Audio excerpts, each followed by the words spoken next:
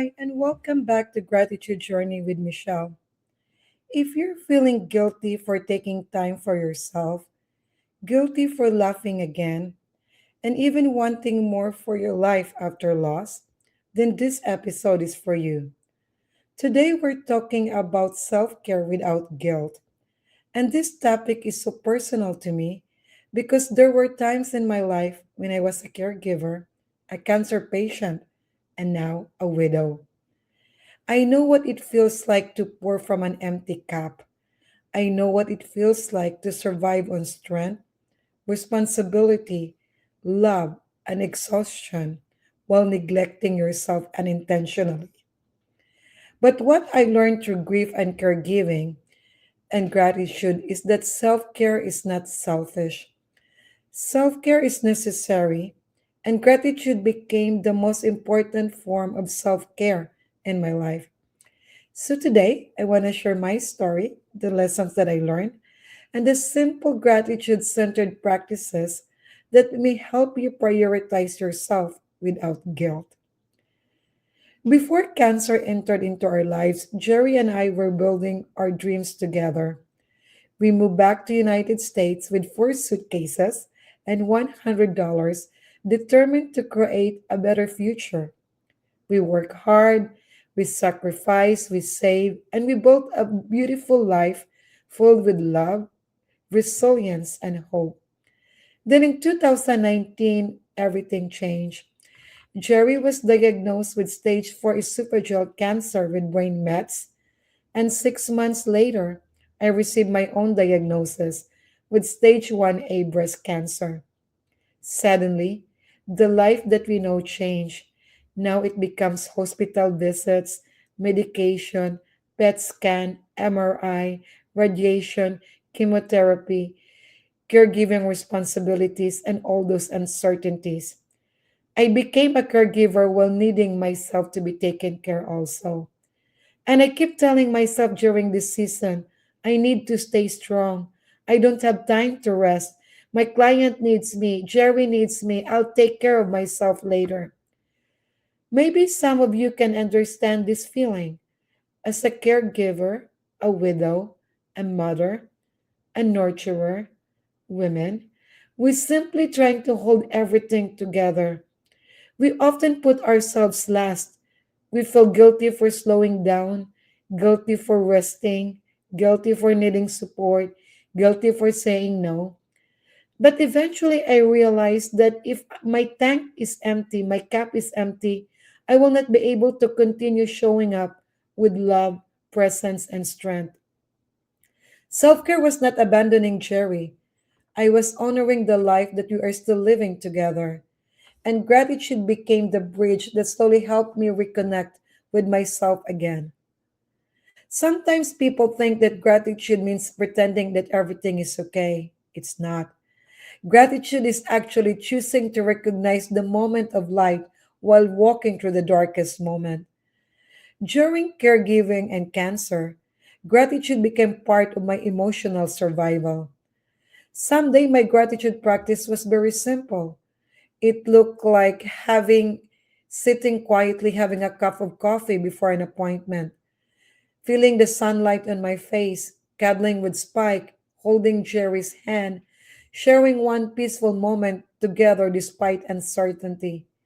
Those special moments reminded me that life still holds beauty regardless of the uncertainties and chaos.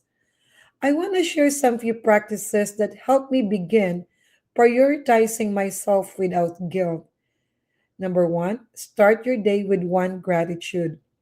Before checking your phone or rushing into responsibilities, take a pause and ask yourself, what is one thing I'm grateful today? Some days, it may be simply as I woke up, I made it through yesterday, or I have another chance today. Small gratitude shifts your emotional energy gently. Number two, give yourself permission to rest. Rest is productive. Healing requires rest. For a long time, I believed slowing down is unproductive. It's showing weakness. But exhaustion is not badge of honor. Even now, I remind myself I cannot help others if my tank or my cup is empty. Maybe your self care today looks like taking a walk. It could also be sitting near the ocean, walking in the mountains, journalizing, reading a book. It might be also taking time off from the social media. It could be drinking tea slowly or saying no without guilt. Those are all important and that matters. Number three, create a gratitude and grace journal. This practice helped me deeply during grief. Every evening, I write down three things that you're grateful for that day. And also one emotion that you're honestly feeling. What is it telling you? And then one act of kindness that you can offer to yourself tomorrow, not to someone else, not to yourself. Because healing also requires self compassion. Number four, stop feeling guilty for joy. After loss, many widows struggle the moments of happiness return. They wonder, am I allowed to laugh again? Am I allowed to travel? Am I allowed to rebuild my life again? And the answer to all this is yes. Your healing does not dishonor the love that you lost. Jerry will always be a part of my story. Your loved one will always be a part of your story. And I strongly believe honoring the love that we lost is living our life to the fullest. And if you are realizing that you need support in this season of grief, reinventing yourself, I want you to know that you don't have to navigate this journey alone. I would like to invite you to join us in the Renew Mastermind class, a safe and a supportive space for women navigating grief, life after loss, emotional healing, and reinvention. We met every last Saturday of the month, 9 a.m. New York time via Zoom, and Renew stands for R, recognizing where you are, giving yourself permission to be acknowledging where you are emotionally, mentally, financially, spiritually. E, embracing your grief, learning how to honor your grief instead of suppressing it. And navigating your grief, finding practical tools, emotional tools to help you move through life and loss with support and grace. E, establishing yourself, rediscovering your identity with confidence and purpose. And W, I love this, writing your own story, learning how to write your story, honoring your past, and creating new chapter with intention.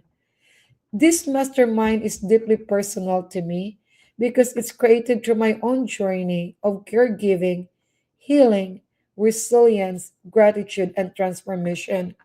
So if this speaks to your heart and like to be a part of it, simply comment renew and I will personally send you the details because healing happens in a community.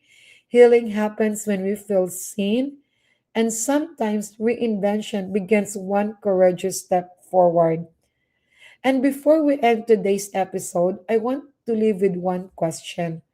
What is one way you can prioritize yourself this week without guilt? I would truly love for you to share it in the comment below because your story may encourage another women who feel alone right now. And if this episode touched your heart, please like this video and subscribe to Gratitude Journey with Michelle. And share this episode as well to someone who's navigating grief, caregiving, or life after loss. Together, we're creating a space of healing, gratitude, resilience, and reinvention. And if no one reminded you lately, you remember this: your rest matter. That even in the middle of grief, you are worthy of joy, peace, healing, and self care. Thank you for being here. Thank you for allowing me to share my heart and my story with you. Until next time, keep choosing grace, keep choosing gratitude, and keep choosing you. Take care.